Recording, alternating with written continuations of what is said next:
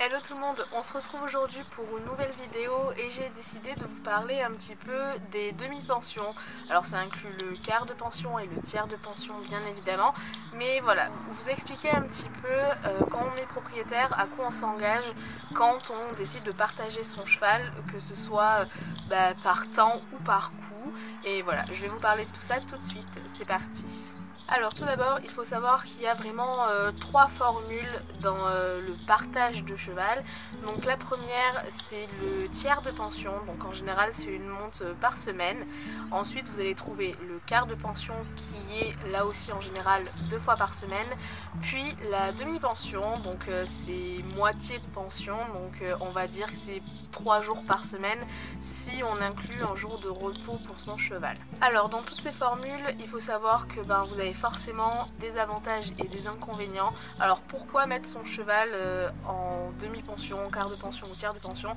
En général, c'est une question financière, mais également un problème de temps. Personnellement, c'est vraiment pour ces deux choses-là que moi j'ai eu des demi-pensions. En fait, c'était plus des quarts de pension que j'avais, mais voilà, moi j'ai toujours appelé ça demi, même si c'était un quart. Bref, ça c'est juste une appellation, c'est pas trop grave. Mais voilà, moi c'était pour ces deux raisons-là que j'ai décidé, quand j'étais à Paris, de faire appel à des demi-pensions pour pouvoir m'aider dans le quotidien avec Saphir. Par contre, qui dit avantage dit aussi inconvénient et déjà il faut se mettre en tête qu'il va falloir partager son cheval. Donc ça, pour certaines personnes c'est plus facile que d'autres. Moi ça n'a pas été évident, mais je savais pertinemment qu'en montant sur Paris et en mettant Saphir au box, j'allais devoir faire appel à de l'aide et donc à trouver des personnes qui allaient m'aider en fait à gérer mon cheval au quotidien. Et c'est très dur parce qu'il faut trouver des gens de confiance, c'est pas toujours évident. Il faut mettre quelques exigences des fois de côté, enfin voilà, c'est pas toujours évident. Mais voilà, c'est un choix, comme tout dans la vie, il faut faire des choix. Et quand on arrive à faire donc le choix de prendre quelqu'un qui va nous aider au quotidien, il faut quand même bien choisir les personnes parce que ça peut très bien se passer comme très mal. Et croyez-moi, quand ça se passe mal, ça joue sur le moral. Alors me concernant, ça s'est toujours quasi très bien passé. C'est plutôt qu'avec ma dernière demi-pensionnaire, ça s'est mal fini. Par souci de communication et je ne sais pas encore à l'heure actuelle pourquoi, et ça c'est encore un autre sujet, mais voilà, ça fait partie des inconvénients. Donc il faut partager son cheval et faut également faire en fonction de cette personne, c'est à dire que là vous n'êtes plus seul à gérer votre cheval, donc vous n'allez pas pouvoir faire tout et n'importe quoi entre guillemets vous, dans le sens où sur 7 jours forcément, enfin j'espère que vos chevaux ont au moins un jour de repos, mais du coup vous montez 6 fois dans la semaine, ou après vous faites peut-être une longe, etc. Mais il faut quand même établir un planning en fonction de la deuxième personne, ou la troisième si vous êtes 3 sur le cheval. Et voilà, c'est une organisation à avoir et il ne faut pas faire tout et n'importe quoi, parce que si vous êtes 3 à sauter la même semaine, c'est pas très cool pour l'animal. Enfin tout du moins moi qui suis archi sensible à mon cheval et qui a toujours fait très attention à lui, c'était inconcevable qu'on saute 2 fois toutes les deux dans la même semaine, ou voilà, donc il faut établir un planning. C'est des inconvénients parce que comme je vous l'ai dit, on peut pas faire tout quand on veut avec notre cheval.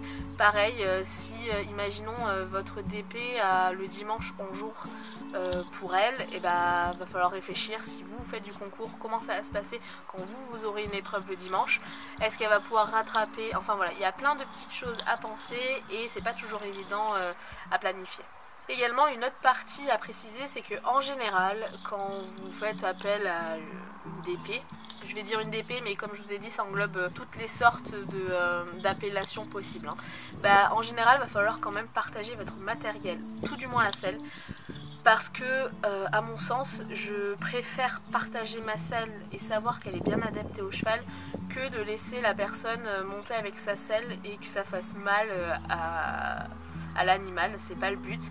Et je sais que c'est pas toujours évident là non plus, parce que il y a une année où j'ai changé ma selle, donc j'ai acheté une nouvelle de Vuku, donc donc à 2500 €.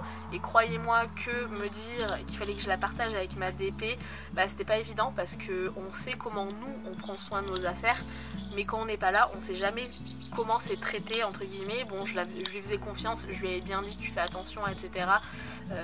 Concrètement, j'avais pas envie de mettre 3000 balles tous les mois dans une selle, hein. Mais voilà, elle y a fait attention, il n'y a pas eu de problème. Mais c'est pas évident des fois de se dire qu'il faut partager son matériel qui a une certaine valeur et voilà, pour le laisser finalement aux autres. Après, pour tout ce qui est filet, protec, les tapis, etc., moi perso, la DP pouvait avoir ses affaires, il n'y a pas de souci, mais vraiment la selle, je tenais à ce que ça soit la mienne. Et voilà, malgré qu'il faille en prendre soin et que je pense que si je l'avais retrouvée avec une grosse égratignure ou une grosse rayure, ça m'aurait bien fait mal au cul.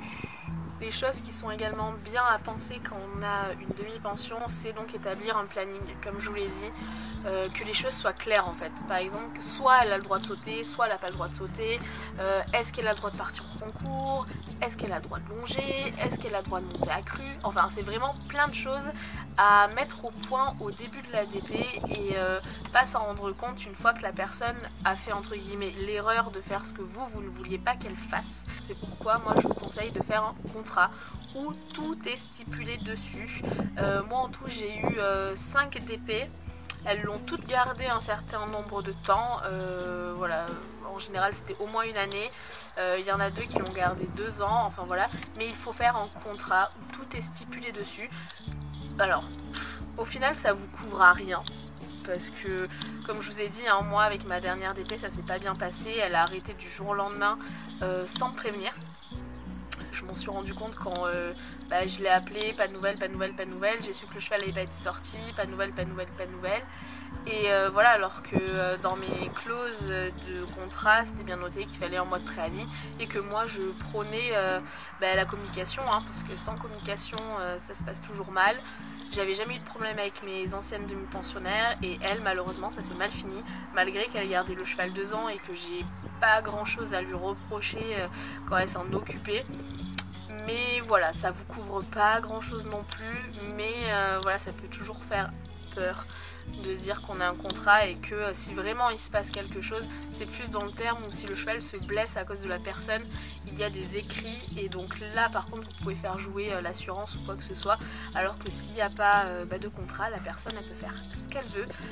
Vous ne pourrez entre guillemets pas lui reprocher parce que c'était que de l'oral et qu'au final c'est sa parole contre la vôtre, donc couvrez-vous sur ça parce que il peut arriver des choses pas très cool.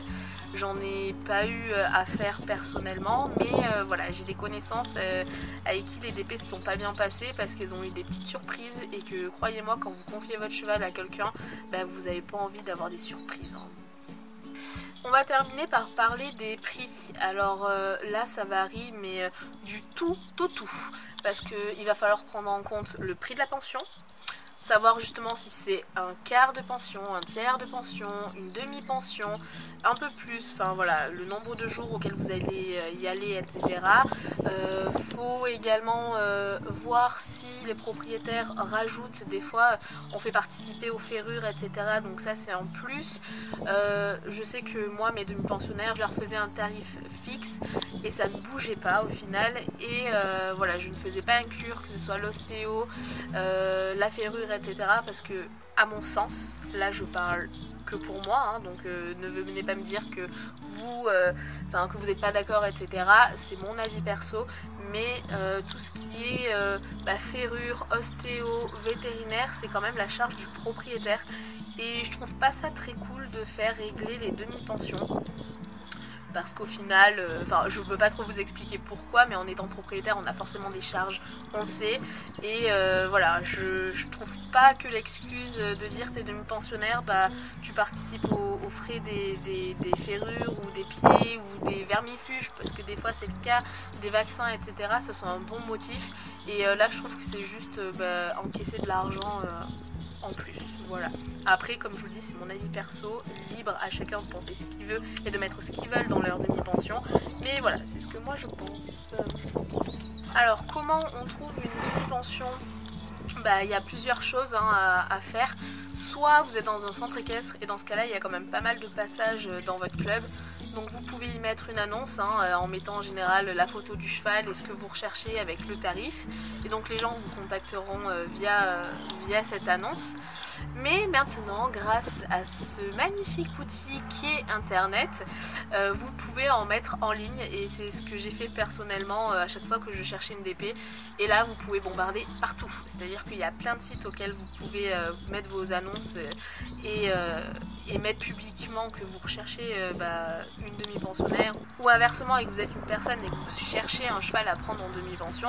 Donc ça inclut Le Bon Coin, moi à l'époque c'était Cheval Annonce, Facebook, maintenant vous pouvez mettre sur Instagram, enfin voilà, il y a plein de lieux appropriés pour pouvoir trouver votre bonheur. Le problème que je trouve, c'est qu'il y a deux. Alors c'est un problème mais en même temps ça n'en est pas un, ça dépend un petit peu du cheval que vous avez. Mais il y a quand même de plus en plus de personnes qui cherchent de chevaux. Mais à contrario, il y a aussi de plus en plus de propriétaires qui cherchent des demi-pensionnaires. Et en fait, il y a tellement de chevaux sur le marché que en fait, je trouve, et ça je l'ai vécu quand j'ai cherché ma dernière DP que je n'ai d'ailleurs pas trouvée et qu'après je suis descendue dans le sud, c'est que en fait vous faites beaucoup d'essais et que les personnes en fait programment plein d'essais sur d'autres chevaux. Alors je peux comprendre parce qu'ils n'ont pas envie de se louper, etc. Mais par contre, j'arrive pas à comprendre du sens où quand ils montent dessus et quand ça match, qu'ils aiment le cheval, qu'ils le trouvent beau, que ça se passe bien, qu'en plus avec le proprio ça a l'air d'être clean, pourquoi, entre guillemets, ils continuent à faire des essais. Voilà, moi c'est un petit peu ça que je comprends pas trop. Là encore, c'est moi et mes convictions. Mais ouais, enfin je connais des personnes qui ont cherché des DP pendant des années, qui en ont jamais trouvé, ou alors une fois par-ci par-là, enfin voilà, c'est toujours très compliqué. Et voilà, surtout ça donne pas envie de donner confiance. Personnellement, quand il y a une personne qui me contacte et qui me dit j'ai déjà 10 essais derrière moi et je vais encore en faire 20 derrière, est-ce que je peux monter votre cheval pour l'essayer? Bah j'ai pas envie. Parce que je me dis, elle va monter dessus, elle va faire ce qu'elle a à faire, ça va pas forcément bien se passer parce que j'ai pas le cheval le plus facile du monde et tout du moins je sais pertinemment que ce que eux voient sur mon annonce avec les photos et les vidéos, etc., c'est pas le cheval qu'elle va retrouver sous les fesses quelques jours plus tard lors de l'essai. Donc voilà, je suis pas trop ok quand on me dit ça. Après, c'est peut-être moi. Voilà, parce que j'ai pas un cheval qui est hyper simple, j'ai pas un tonton, j'ai pas un cheval qui a un caractère tout plat. Je sais que ça plaît, des fois ça ne plaît pas, mais voilà, j'ai un peu de mal avec les gens qui font 50 000 essais et en fait moi mon but c'est pas de voir passer 50 personnes sur mon cheval pour faire des essais. Voilà, je pense que j'ai parlé un petit peu de tout sur les demi-pensions. Peut-être que je ferai une vidéo concernant mon histoire avec mes DP. Faudrait que je leur demande l'autorisation. Et voilà, dites-moi si ça vous intéresse voilà, d'avoir mon expérience personnelle et de vous raconter un petit peu comment étaient les DP de Saphir, comment ça s'est passé, etc. Et puis voilà, je vous fais des bisous et on se retrouve la semaine prochaine pour une nouvelle vidéo. Bye bye!